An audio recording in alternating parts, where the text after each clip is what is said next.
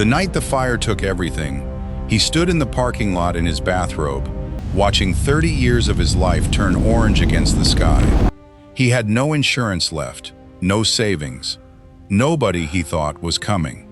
Then he heard it, low, distant, rolling in from the east like thunder that wouldn't stop. Headlights, dozens of them. 100 engines shaking the ground he'd given up standing on. He didn't understand yet who they were or why they'd come.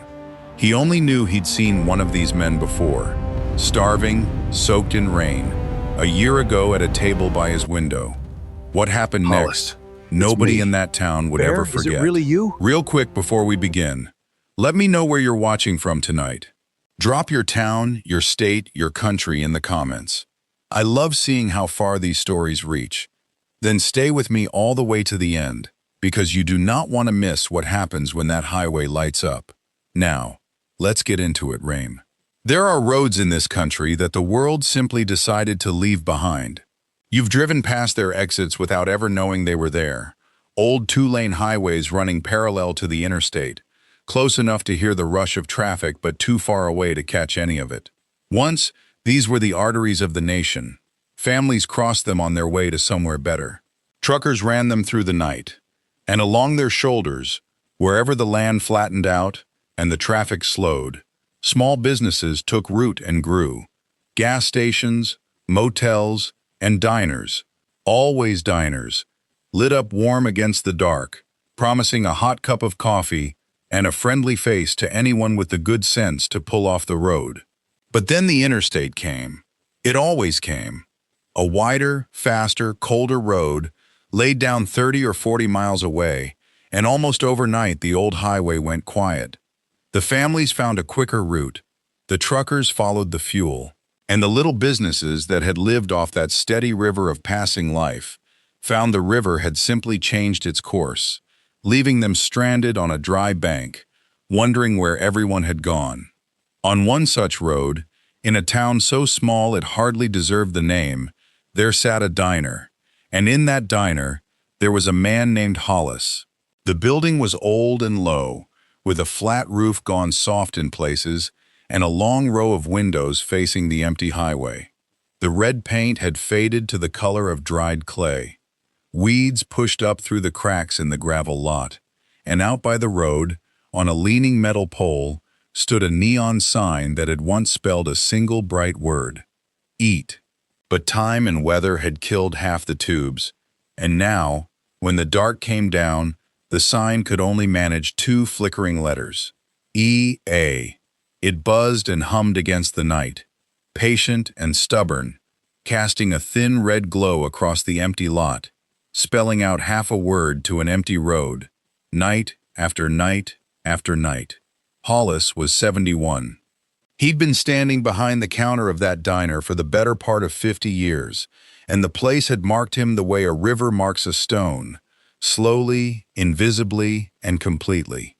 He was a big man once, tall and broad, and you could still see the shape of that younger man inside the older one, the way you can see the frame of a house beneath ivy. His hands were a cook's hands, thick and scarred and steady. His hair had gone white.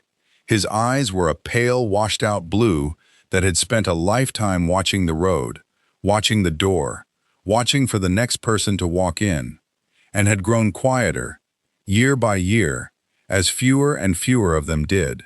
His days had a shape to them, and the shape never changed. He rose in the dark, always before the sun, out of a habit so deep it had stopped being a choice long ago. He dressed quietly in the little apartment behind the kitchen, in a room where the bed was made on only one side. He walked the short hall to the kitchen and flipped the switches, and the old fluorescent tubes stuttered and buzzed and came to life, spilling their gray light over the long counter, the cracked vinyl stools, the row of booths that would sit empty from open to close. And then, before anything else, before he'd so much as looked at the day, he set the coffee on to brew. That was the smell that started every morning. Coffee, dark and warm, filling up the whole quiet room. Hollis made a full pot, every single day, the same as he had when the place was full, when there were truckers and travelers and townsfolk to drink it. He made a full pot now for an empty room, and most of it he poured down the drain at the end of the day. He could not have told you why he kept doing it. Perhaps because the smell of it was the smell of the place the way it used to be. Perhaps because some part of him still believed, against all the evidence of his eyes, that the bell over the door would ring, and the booths would fill, and the diner would come back to life around him. But it didn't. The bell barely rang at all anymore. Still, he kept the place immaculate, because a clean counter was a kind of dignity, and dignity was one of the last things he had left. He wiped down surfaces no one had touched. He refilled sugar jars that stayed full for weeks. He turned the little sign in the door to open at 6 o'clock sharp, every morning without fail, and he stood at his post through the long hollow hours, while the clock ticked and the neon hummed and the cars, when there were cars, hissed past on the wet road without ever slowing down. He had not always been alone. There had been a wife once, and she had been the true heart of the place. She was the one who remembered every regular by name, who knew their children and asked after their troubles, who came out from behind the grill, wiping her hands on her apron, just to sit a spell with some lonesome traveler and make him feel, for the length of a cup of coffee, like the world was glad he'd come. She had been gone 6 years now. A hard winter and a hard sickness had taken her fast, and Hollis had buried her on a gray and frozen morning, and then the very next day he had done the only thing he knew how to do. He had opened the diner. He had put on a pot of coffee. He had stood behind the counter, and he had waited. He was, in a way he'd never have spoken aloud, still waiting. 6 long years of waiting behind that counter, for something that was never going to walk back through that door. And the diner was dying around him. That was the plain hard fact of it. And it lived in the register drawer he counted out each night, after he'd turned the sign to closed. Most evenings that drawer held next to nothing. A few soft, crumpled bills, a small handful of coins. He would sit alone at the counter beneath a single bulb, because he'd taken to shutting off half the lights to shave a few dollars from the electric bill, and he would smooth those bills flat and count them once, and then count them again, as though the second counting might make the number kinder than the first. It never was. The bank in town held the mortgage on the building, and Hollis had fallen behind. Not by a little, by months. The letters had come, first courteous, then firm, then wrapped in the cold and final language that men in offices use when a person has quietly become, in their eyes, a number that will not add up. He'd stopped opening them. They lived in a drawer in the back, a growing stack of them, and he already knew what they said. He was an old man running a dying diner on a forgotten road, in a town the world had passed by, and the arithmetic of his life had finally come due, and there was no way to work the numbers that ended anywhere good. He didn't know it yet, but the emptiest night of his life was about to become the most important. It arrived on the back of a storm. The weather had been massing all afternoon, the sky in the west stacking up dark and heavy, the air going thick and strange the way it does before the sky breaks open. By nightfall, the rain had come in hard, drumming on the flat roof, pouring off the eaves in silver ropes, turning the gravel lot to a sheet of black water that caught and scattered the flickering red of the neon. Hollis had already flipped the sign to closed. He'd already killed half the lights. He stood at the counter with a rag in his hand, and his mind on the register and the letters and the long empty night ahead, when he heard it, cutting through the hiss of the rain. An engine, out on the road, low and rough and failing. The sound of a machine breathing its last. Headlights swept across the wet glass, and a motorcycle came laboring into the lot, its engine coughing and dying beneath it, and a figure swung down off the seat into the pouring rain. He was an enormous man. That was the first thing, the thing anyone would have seen, the size of him, wide across the shoulders, deep through the chest, made larger still by the worn black leather that clung to him, soaked through and shining in the neon glow. A gray-shot beard, ink running down both forearms, and across the back of his vest as he turned, a spread of patches, the kind of patches that, in a town like this, made people lock their doors and reach for their children and decide they hadn't seen a thing. The bell over the door jingled, and he filled the doorway, this dripping mountain of a man, and the warm, small quiet of the diner seemed to pull tight and go still, because this was the truth of the world Hollis had lived his whole life inside. A man who looked like that, arriving at an hour like that, out of a night like that, was precisely the man that everyone Hollis had ever known would have warned him about. Lock the door, kill the lights, let him move along and become some other town's trouble. That was the instinct the world had taught, over and over, in 100 fearful little lessons. And for a moment, in that doorway, with the water running off the leather, and the patches gleaming, and the sheer size of him blotting out the dark, the question hung in the air of that little diner, plain and cold. Should this old man be afraid? The big man didn't move any closer. He stood just inside the door, rain pooling on the floor around his boots, and he looked at Hollis for a long moment before he spoke. "Saw your sign was still burning," he said. His voice came out low and rough and bone-tired. "Bike quit on me a few miles back down the road. Been walking it here ever since." He paused, and something crossed his weathered face that looked, strangely, almost like shame. "I won't lie to you, mister. I don't have a dollar to my name. Not a nickel. I got no way of paying you for anything at all." He wiped the rain from his eyes with the back of a scarred hand. "And I know how this goes. Every other place I stop, folks take one look at me and they tell me to keep moving. So I'll save us both the trouble. I'll wait out the storm under your awning, if it's all the same to you, and I'll be gone before you open. I'm not here to be any man's problem." And he turned, this soaked and weary giant, to step back out into the rain. "Sit down," Hollis said. The man stopped. "Go on now." Hollis was already moving, already turning back toward the grill he'd shut down for the night. "Take that booth by the window. You're letting all the cold in." He clicked the grill back on, and it began to tick as it warmed. And from the cooler he took the food he'd set aside for his own supper. A few eggs, some strips of bacon, the last heel of bread. "Coffee's still hot. Cups are up by the machine. Pour yourself one." The big man stood a moment longer, as if he didn't trust his own ears, as if plain kindness were a tongue he'd half forgotten how to understand. Then slowly he lowered himself into the booth by the window, and the old vinyl groaned beneath his weight, and Hollis cracked the eggs onto the grill, and the little diner filled with the sound and smell of a meal being made for a man who needed one. They talked while the food cooked, haltingly at first, the way strangers do, then more easily as the warmth crept back into the man's bones.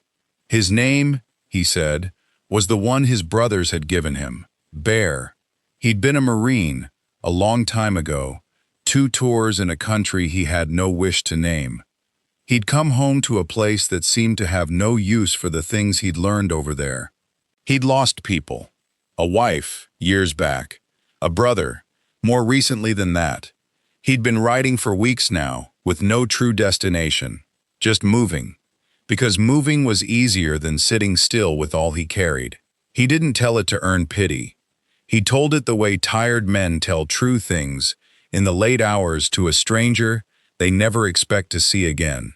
And Hollis, standing at his grill, understood every word, because he had his own version of that same story. And the two of them, the old man and the biker, alone together in a dying diner, while the rain came down, turned out to be not so very different after all. 2 lonely men, one warm plate between them. Hollis slid that plate across the counter, set a fork beside it, poured a second cup of coffee, and told the big man to eat. And there was nothing in it for him. No profit, no payment, no witness. Just a hungry man fed on a cold night, because feeding him was the right thing to do. That was all. And that was everything. When the plate was clean, Bear tried once more to speak of paying it back. Hollis waved the words away before they were fully out. "You don't owe me a thing," he said. "It's a plate of eggs." Anybody would have done the same, though of course anybody wouldn't have. And both men in that moment knew it. The storm had spent itself by the small hours. Dawn came up clean and gray, and the big man coaxed his bike back to sputtering life. And he stood in the wet lot in the pale light, with the old man in the doorway, and he looked at Hollis with an expression that was hard to name. "You didn't have to do that," Bear said. "Most folks wouldn't have." "It was nothing," said Hollis. "No." The big man shook his head, slow and certain. "No, it wasn't." And then he said the thing that Hollis would brush aside and nearly forget, before the engine's sound had even faded down the road. "People like us," Bear said quietly, "we don't forget a kindness. You remember that." Then he swung a leg over the machine, and the engine caught, and he rode off east into the rising sun. Hollis stood in the doorway and watched the single red taillight grow smaller and smaller until the long straight road swallowed it whole. Then he turned and went back inside to his empty booths and his cooling coffee, as certain as he had ever been of anything in his life that he would never set eyes on that man again. The whole town would have told him that man was dangerous. They'd have told him to bolt the door and turn off the lights, and they would have been wrong. So if you believe a person is worth more than the way they look, if you believe kindness isn't foolishness, but the bravest thing a man can do, then hit that subscribe button right now and stay close, because the people who judge a stranger on sight, the ones who'd have turned him back out into the storm, they've already clicked away. This story was never for them. It's for you. The thing about slow ruin is that it doesn't announce itself. There is no single terrible morning when a man wakes and finds his life has ended. Instead, there is a series of ordinary days, each one a fraction colder than the last, each one taking a little more than it gives, until one afternoon he looks up from the counter and realizes that the life he thought he was living has quietly slipped out the door while he was busy wiping down the same clean surface for the 10,000th time. That was how the year passed for Hollis. The seasons turned the way they always had over that forgotten stretch of highway. The hard rains of that spring gave way to a long, dry summer that baked the gravel lot and faded the red paint another shade toward gray. The summer burned down into autumn, and the wind came scouring across the flat land, and then the cold came, and the mornings grew dark and the nights grew long, and through all of it Hollis rose before the sun, and dressed in the dark, and set the coffee brewing, and turned the little sign in the door to open, at 6 o'clock sharp. Every single day, the way he always had. But the diner kept dying. It died the way a great tree dies, not all at once, but from the outside in, limb by limb, until only the trunk is left standing, and that too begins to hollow. Some days no one came at all. Hollis would make his full pot of coffee and pour every drop of it down the drain when he closed. He'd cook a special. No one would order and scrape it into the trash.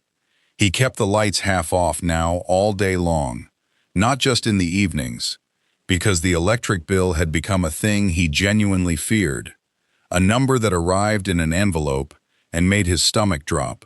He'd learned to move through the dim rooms of his own diner like a man moving through a house where someone was sleeping, quiet and careful, as though the place itself were sick and needed rest.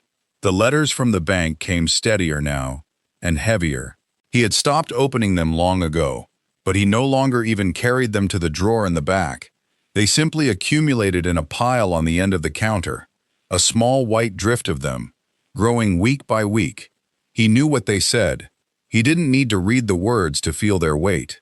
Sometimes late at night, sitting alone under the single bulb with the register drawer open before him and its pitiful few dollars smoothed flat on the counter, he would look over at that pile of envelopes and feel something in his chest go tight and cold, a fist slowly closing. And here is a strange and quiet fact about that long, failing year. Hollis never once spoke of the biker. That night, the storm, the enormous soaked man in the doorway, the eggs on the grill, the two lonely men and their one warm plate. had folded itself up small and gone to live in a back room of his memory. It was not that he'd forgotten it. On the hardest nights, when the cold got into his bones and the pile of letters seemed to glow white in the dark, some part of him would drift back to it, the way a man returns to the one warm room in a freezing house. He would remember the size of the fellow, the gray-shot beard, the low, rough voice saying a thing about people like us not forgetting. And he would feel, for just a moment, the small, clean warmth of having done one good and pointless thing on a night that asked for nothing and gave nothing back. But he never dwelt on it. Why would he? It was a single evening out of thousands. A stranger passed once in the night and gone by dawn, a taillight swallowed by a straight and empty road. There was that booth by the window where the big man had sat. Hollis wiped it down every morning, the same as all the others, and now and again, wiping it, some faint echo of that night would brush past him, there and then gone. He never let it linger. A man drowning in the arithmetic of his own ruin doesn't have room to hold on to a stranger's promise. He had a mortgage he couldn't pay, and a business that was dead on its feet, and a building falling apart around him. And those were the things that filled his days and haunted his nights. The warm memory stayed buried, small and quiet, beneath the mounting cold dread of everything else. And so the audience, watching, knows a thing that Hollis does not. We remember that booth. We remember the promise. We carry it forward through this long gray year, waiting, while the old man wipes it down and walks past it and thinks only of envelopes and empty registers. He has already forgotten the seed he planted. We have not. And that is a particular kind of ache, to watch a good man sink toward the bottom, all the while holding in our hands a thing we cannot tell him, a warmth he does not know is coming. The winter deepened, and into that deepening cold walked the man who would put a human face on everything that was crushing Hollis by the slow inch. His name was Prentice. He worked for the company that had bought up the bank's bad debt, one of those outfits that circles struggling towns the way a certain kind of bird circles a dying animal, patient and unhurried, waiting for the moment to land. He was a younger man, well-fed and well-dressed, in a coat that cost more than Hollis cleared in a good month, and he drove a clean late-model car that looked absurd and offensive, sitting in that weedy gravel lot. He came in on a cold, bright morning, and the bell over the door jingled, and for one foolish, leaping instant, Hollis's heart lifted. A customer, a real customer, the first in days, before he saw the coat and the soft, uncalloused hands and the thin, practiced smile, and understood that this was no customer at all. Prentice did not want coffee. He set a leather folder on the counter, and he talked, and he had a way of talking that made everything sound reasonable and regretful and already decided. The building, he explained, was in default. The company held the paper now. He wanted Hollis to understand, prepared to be generous, more generous than they had to be really, given the numbers. He slid a piece of paper across the counter, across the very counter where Hollis had once slid a plate of eggs to a hungry stranger. And on that paper was a figure. And the figure was an insult. It was a number that would not clear the debt, would not buy Hollis a place to live, would not amount to anything at all except the erasure of 50 years of a man's life for the convenience of a company that saw him as a line item to be closed out before the quarter's end. "I know it's not what you'd hoped," Prentice said, and his voice held that smooth, false warmth, that manufactured sympathy that is so much worse than open cruelty. "But I'll be honest with you, friend. A property like this, out here, on a road nobody drives?" He let his eyes travel around the dim, half-lit room, the empty booths, the drift of unopened envelopes, and his mouth made a small shape that wasn't quite a smile and wasn't quite a smirk. "It's not worth much to anybody. Frankly, we're doing you a favor even offering. You'd be smart to take it before the bank forecloses and you walk away with nothing at all." He tapped the paper once with a clean finger. He suggested Hollis think it over. He said he'd be back. And then he gathered his folder and walked out into the bright, cold morning and drove his clean car off down the empty road. And Hollis stood behind his counter and looked at the number on the paper, and for the first time in a very long time, he felt something that was very close to despair. Because here is what men like Prentice never understand, and never care to. That building was not a line item. It was the place where Hollis had courted his wife, spinning her around behind the counter when the last customer had gone. It was where they had built their whole life, plate by plate and pot by pot, for the better part of half a century. It was the last standing proof that any of it had ever happened at all, and this soft-handed man in his expensive coat had walked in and put a price on it, and the price was contempt. There is always someone like that, isn't there? Always someone circling, waiting to profit off a good man's worst day. Always someone who looks at a lifetime of decency and honest work and sees only a distressed asset to be picked up cheap. And if that makes something turn over in your chest, if the sight of a smug man in a nice coat lowballing a grieving old widower makes your blood run hot, then take a side right now. Go down to the comments and write it, "Not for sale." Let this old man know, wherever he is, that he isn't standing alone against them, because he's going to need to hear that, more than you know. Hollis did not sell, not that day. He couldn't bring himself to sign away the last of it, not yet, even knowing the foreclosure was coming. Even knowing the numbers had already beaten him.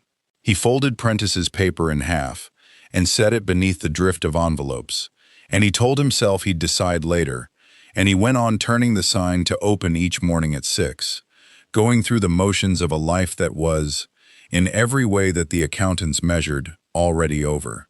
It was 3 weeks later that the building did the one thing left it could do to him. The wiring in that diner was as old as the building itself. Hollis knew it. He'd known it for years. The lights flickered when the freezer kicked on. There was an outlet in the back that he never used, because it had scorched the wall behind it one summer, and he'd been afraid of it ever since. He'd meant to have it seen to, the way a man means to do 100 things. But having it seen to cost money, and money was the one thing he did not have, and so he'd done what people do. He'd worked around it, avoided the bad outlet, told himself it would hold a while longer. And it had held. For years, it had held. It did not hold that night. It was late and cold, and Hollis had long since gone to bed in the little apartment behind the kitchen. He never smelled the first of it. Somewhere in the walls, behind the plaster, in the old dry wiring he could not afford to fix, a wire warmed and sparked and caught, and a small flame licked up into the space between the walls. Quiet and patient, feeding on 50 years of dust and dry timber. It found the kitchen. It found the grease that no cleaning could ever fully banish from the vents above a grill that had cooked 10,000 meals. And then it was no longer small, and no longer quiet. What woke him was the smell. Smoke, sharp and wrong, cutting into a dream he would never afterward remember. He came up out of sleep confused, coughing, and in the dark of his little room he saw the strange orange light dancing along the crack beneath the door, flickering, alive.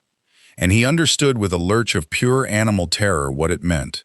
He got up, he got the door open, and the heat and the smoke rolled over him like a wave, and beyond it, through the kitchen where he had stood every day for 50 years, he saw his whole world on fire.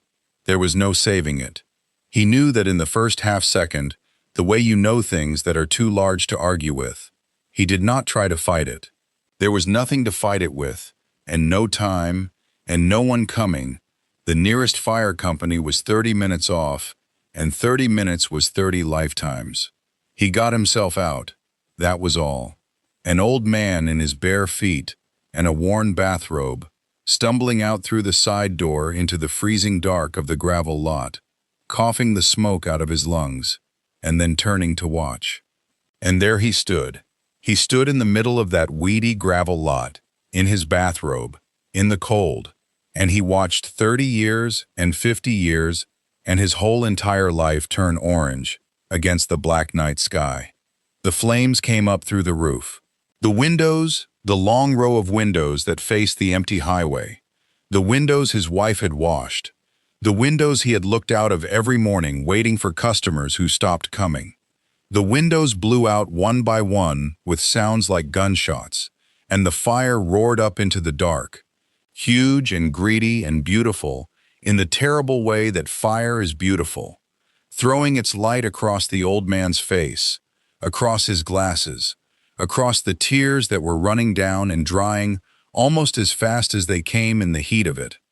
The neon sign still burned out by the road. Even now, even as the building that gave it purpose came down in embers behind it, that stubborn half-dead sign kept spelling out its half a word to the empty highway, until at last the fire reached the wiring that fed it, and it flickered, and it died, and the lot went dark except for the great orange light of everything Hollis had ever loved burning down to nothing. He did not scream. He did not fall to his knees. He simply stood there, a small figure in a bathrobe against an enormous fire, and he watched, because there was nothing else in the world left for him to do. The heat pressed against his face. The embers rose and swirled up into the black like a great swarm of dying stars. And somewhere in the long roar of it, an old man stopped being a man who had a life and became a man who had lost one. By the time the fire company arrived, there was little left for them to do but wet down the ashes so the fire wouldn't spread to the dry grass. By dawn, a clean gray dawn, the same pale color as the dawn a stranger had ridden off into a year before, there was nothing left of the diner but a black and smoking scar on the earth, a few charred beams standing up crooked against the sky, and the twisted metal pole where a sign had been. The days that followed were the worst of them all. Because a fire, for all its horror, is fast, and what comes after is slow. There was no insurance, or rather, there was so little that it hardly deserved the name. Hollis had let the policy lapse to its bare bones years ago, the way he'd let so many things lapse, because the premiums were one more number he could not afford, and it had seemed, at the time, like the safest corner to cut. Now he stood in the ashes of that decision. What little the policy would pay would not begin to touch the debt, would not rebuild anything, would not do more than perhaps cover the cost of hauling away the wreckage of his own life. He had lost the building, and he had lost the apartment behind it that was the only home he had, and he had lost every small object inside it. The photographs, the wedding ring he kept in a drawer, the apron that still, after 6 years, held the faintest ghost of his wife's hands. All of it, gone in a single night to a fire he'd known for years, was waiting in the walls and had been too poor to prevent. He was staying in a cheap motel 2 towns over, the kind of place that rents by the week, and it was there, 3 days after the fire, that the phone in the room rang, and it was Prentice. Of course it was Prentice. Men like that can smell it. He was sorry, he said, so terribly sorry, in that smooth, false voice, to hear about the tragedy. A terrible thing, just terrible. But, and here he came to it, quickly, because a man like Prentice cannot help but come to it. But this did, he supposed, simplify matters somewhat. The building was gone. The company still held the paper on the land, of course, and land like that, out on a dead road, with a burned-out lot on it that would cost good money just to clear, well, he was calling to renew his offer, a revised offer, naturally. Lower now, because the building that had been worth so little was now worth nothing at all, and there was the cost of the cleanup to consider. And really, when you looked at it plainly, Hollis was fortunate anyone was willing to take the ruined thing off his hands at any price whatsoever.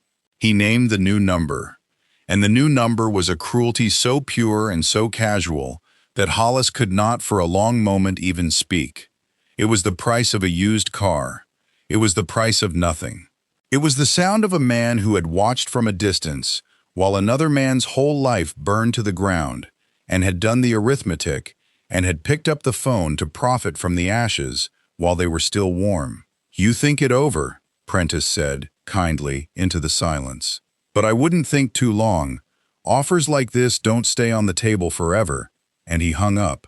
Hollis sat on the edge of the sagging motel bed with the dead phone in his hand, in a rented room that smelled of other people's cigarettes. 71 years old, with no home, no business, no wife, no money, and now no future either. Nothing before him but a debt he could not pay, and a ruined patch of earth that the only interested man on earth wanted to buy for the price of walking away. This was the bottom. There is a bottom to a man's life, a floor beneath which it does not seem possible to fall, and Hollis had found his, sitting on that motel bed in the gray afternoon. He set the phone down. He put his face in his weathered hands.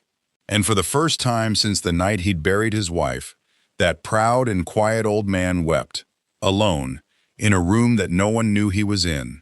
He had never felt more completely alone in all his life. And this is the thing. This is the thing he could not have known, sitting there in the dark with his face in his hands, certain the whole world had forgotten he existed. He was not alone. He was, in that very moment, about as far from alone as a man can be. He simply had no way of knowing it yet, because something had begun to move. The first sign of it was so small he didn't even mark it. That same evening, the motel phone rang once. A single ring, sharp in the quiet room, and then went silent, as though someone on the other end had dialed and then thought better of it, or been interrupted, or simply been checking that a number was real. Hollis stared at it. It did not ring again. He told himself it was a wrong number, and lay back on the hard bed and stared at the water stains on the ceiling. The next day, he drove back out to the lot. He couldn't have said why. Perhaps a man needs to stand in the place where his life used to be, just to be sure it's really gone. And as he stood there in the cold wind, looking at the black beams and the twisted pole, a car he didn't recognize slowed on the empty highway. It didn't stop, but a window came down and someone inside lifted a phone and took a photograph of the ruin, and then drove on. Hollis frowned after it, a gawker, he supposed. People slow down for wreckage. He thought nothing more of it, but it kept happening. In small ways he was too heartbroken to string together. A pickup that idled at the edge of the lot for a long minute before pulling away. A phone number he didn't know, calling the motel front desk asking whether an old man from the burned diner was staying there. Word, somewhere out beyond the edge of his knowing, was moving, passing from mouth to mouth, from phone to phone, spreading out along roads he had never traveled, reaching people he had never met, gathering a weight and a momentum that he could not see and did not suspect. And then, on the fourth evening, standing in the motel parking lot in the last gray light, watching the sun go down over a life that had ended, he heard something far off to the east, a low sound, a rumble, faint and distant, rolling in across the flat land. He lifted his head. It swelled and faded and swelled again on the wind, a deep, rolling, mechanical thunder, many-throated, coming from somewhere out along the highway. Just traffic, he thought. Trucks on the interstate, carried strange and far by the cold night air. He turned to go back inside, to his cold rented room and his cold rented bed, and the long empty night ahead. He was wrong. It was not traffic. He thought he was completely alone. He had no idea, none at all, that 1,000 miles of highway had already lit up with his name. The sound did not fade the way traffic fades. Hollis stood in that motel parking lot with his hand on the cold door, meaning to go inside, and the low rolling thunder to the east did not do what the sound of trucks on a far highway does. It did not rise and pass and die away.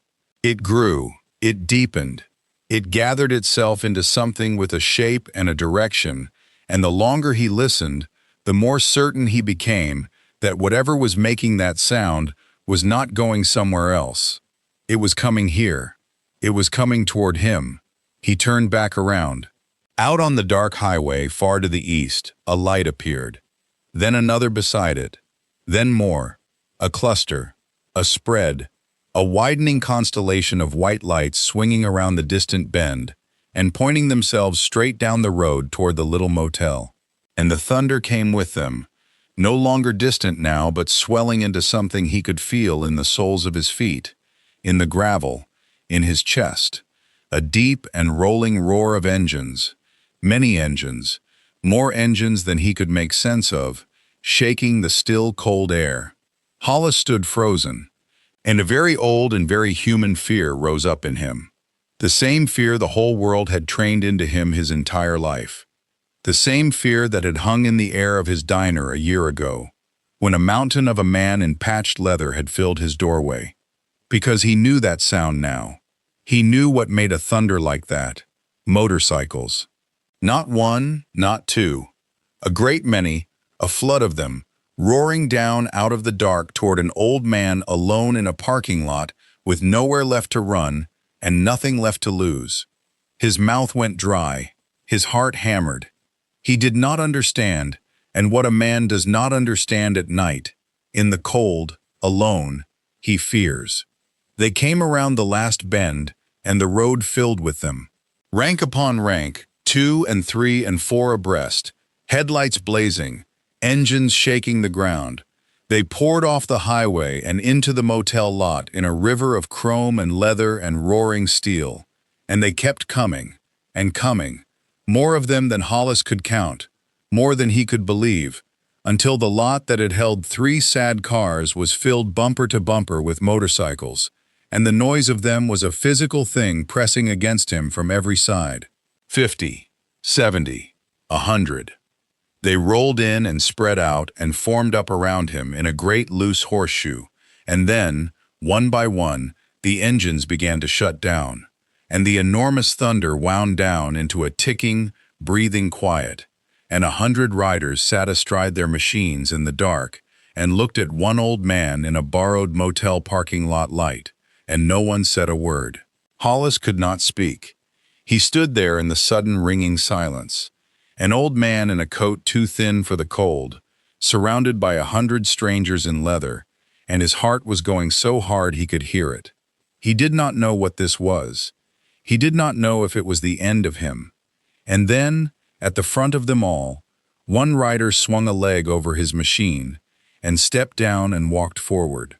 A big man, enormous, broad across the shoulders, deep through the chest. He reached up and pulled the helmet from his head, and the light caught his face, the gray-shot beard, the weathered skin, the eyes, and Hollis felt the whole world tilt beneath him. It was him. It was the man from the storm, the starving stranger, the soaked and beaten giant who had stood in his doorway a year ago, ready to be turned back out into the rain, who had eaten a plate of eggs at the booth by the window, who had ridden off east into a gray dawn and vanished, who had said one quiet thing that Hollis had brushed aside and nearly forgotten. People like us. We don't forget a kindness. Bear, he walked up to the old man, this mountain of a person, and he stopped a few feet away, and for a moment the two of them just looked at each other across the cold and the silence, the old man and the biker, the way they had looked at each other a year before across a diner floor with the rain coming down.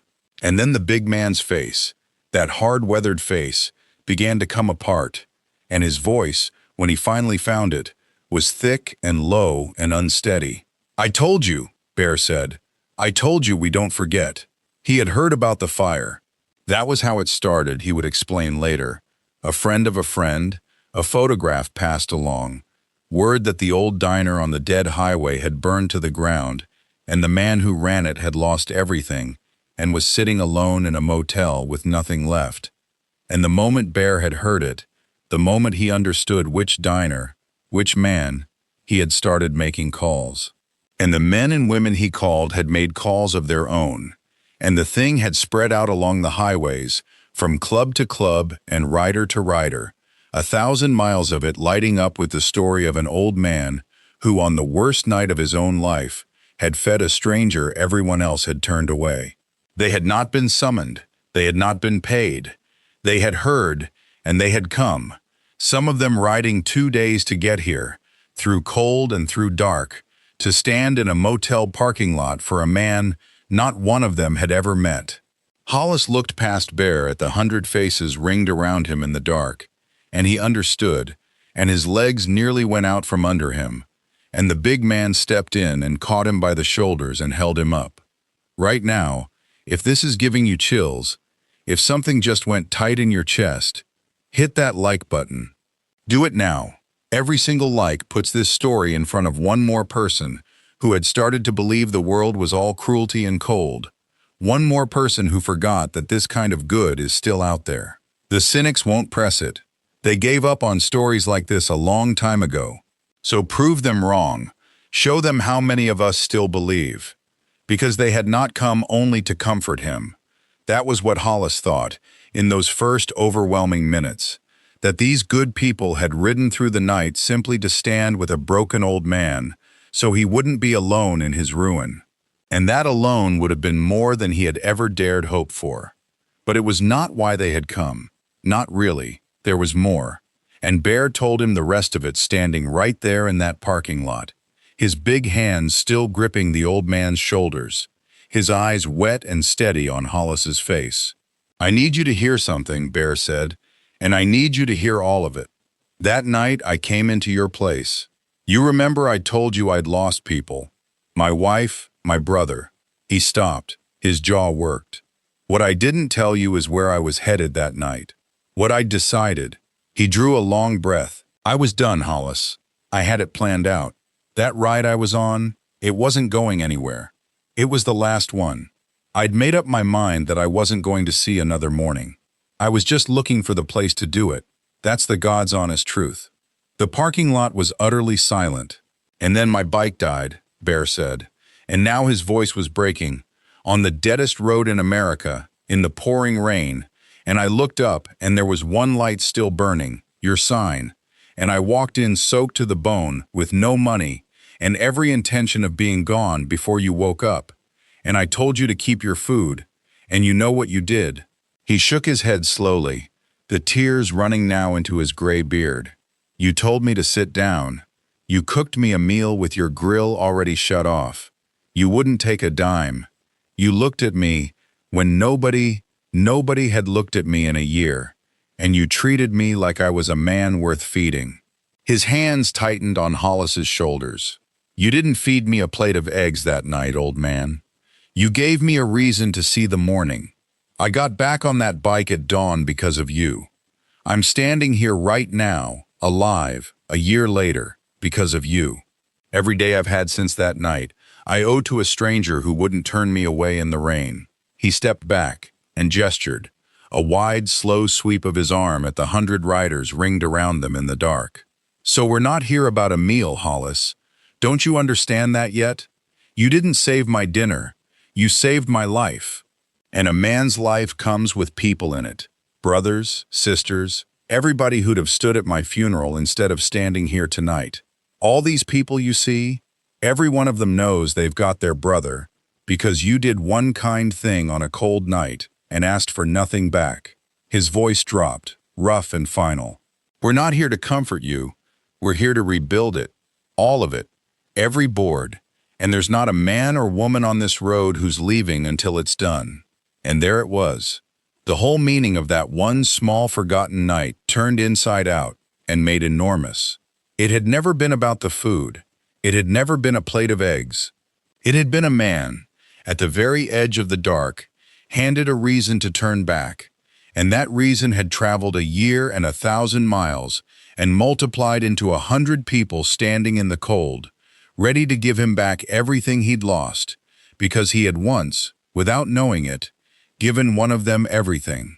They started the next morning. They did not wait for permission, and they did not wait for the debt to be sorted, and they did not wait for the weather to warm. At first light, 100 bikers rolled out to that black and ruined lot on the dead highway, and they got to work. And it turned out that 100 people who ride together contain among them every skill a thing like this could need.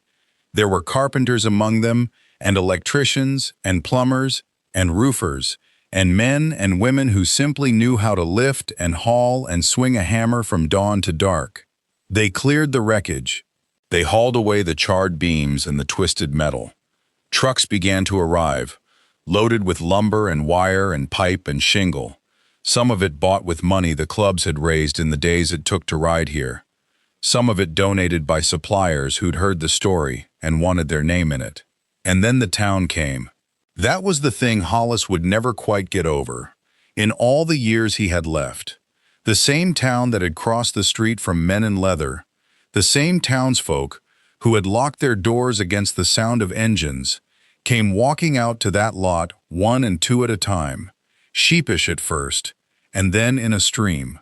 They came with sandwiches and thermoses of coffee for the workers. They came with tools of their own.